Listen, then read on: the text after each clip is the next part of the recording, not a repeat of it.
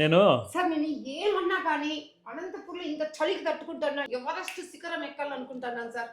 Sir నేను ఖచ్చితంగా ఎక్కుతాను sir. ఊరుకోండి అక్క, నేను ఫస్ట్ ఎక్కుతాను. నా ఇదో ఈ అనంతపురం డిస్టిక్లో నా పేరు మారిమోగిపోవాలన్నా. అందుకే ఇంత చలికి తట్టుకుంటేనే హిమాలయాల్లో తట్టుకోలేనా నేను. 2-3 వెనకలు అవి ఇవి వేసుకొని పోతాన్నా. పైకి ఎక్కి మన అనంతపురం జెండా ఏదన్నా ఉంటే నాటి మన అనంతపురం జిల్లాని భారతదేశంలో నిలబెట్టేస్తా అసలు పైన.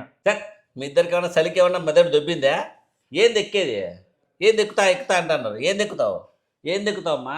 ఎవరెస్ట్ శిఖరం ఎక్కి సప్తగిరి సర్కిల్ లో అనంతపూర్లో నా విగ్రహం పెట్టాలి సార్. నేను ఎక్కి తీరాలి. ఇప్పుడు సప్తగిరి సర్కిల్ లో ఎట్లయినా నా విగ్రహం పెట్టాలని నేను ఖచ్చితంగా ఎవరెస్ట్ శిఖరం ఎక్కి తీరాలి సార్.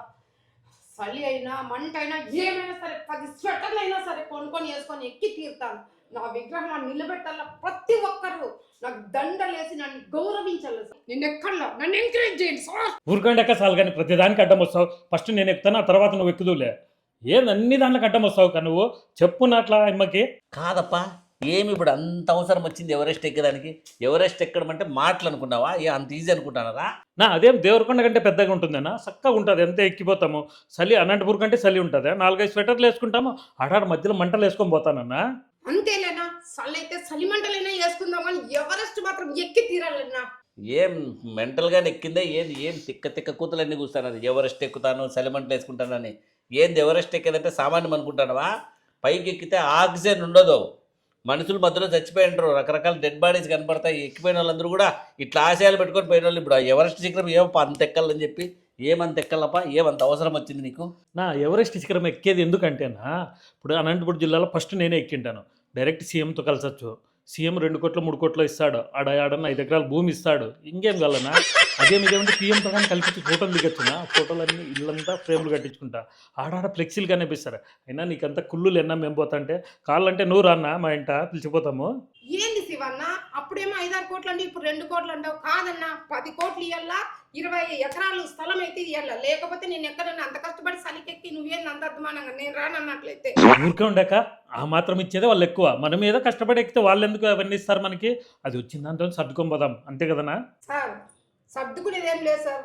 దండికి ఇస్తారు ఎక్కాలంతే. ఎక్కితే డబ్బులు అవంతకు అవే వస్తాయి. నువ్వు కానీ ఏమన్నా నా విగ్రహం పెట్టాలి సార్. నేను ఎక్కి తీరుతాను. నువ్వు కానీ ఏమన్నా వస్తావేమో రాన్నా. ఇదిగో మీ ఇద్దరికి పొద్దునే మెంటల్ ఎక్కింది. కానీ ఎవరెస్ట్ అంటున్నారు. ఎవరెస్ట్ శిఖరం ఎక్కేది అంత ఈజీ కాదు. ఎవరెస్ట్ ఎక్కాలంటే దానికి ఒక 2-3 ఏళ్ళు ట్రైనింగ్ తీసుకోవాలా. యుక్త వయసులో ఎక్కాలా. ఊపిరితిత్తుల్లో కెపాసిటీ బాగుండాలా. పైకి ఎక్కేటప్పుడు ధైర్యం బాగుండాలా. ఆక్సిజన్ ఉండదు, అడిగిపోతే గాలి ఉండదు. అర్థమవుతుందా? గాలి లేకుండా అడిపోయి తనకలాడాలా. సార్ ఎక్కడ సార్ ఏమన్నా కానీ సార్ సిలిండర్లు పెట్టుకొని పోతాం సార్ 2 ఆక్సిజన్వి. అంతే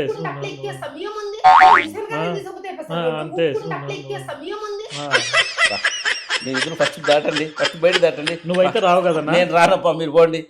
చూడనా, నేను రానమ్మా, నేను రాను. తల్లి మీరు వెళ్ళిపోండి ఫస్ట్.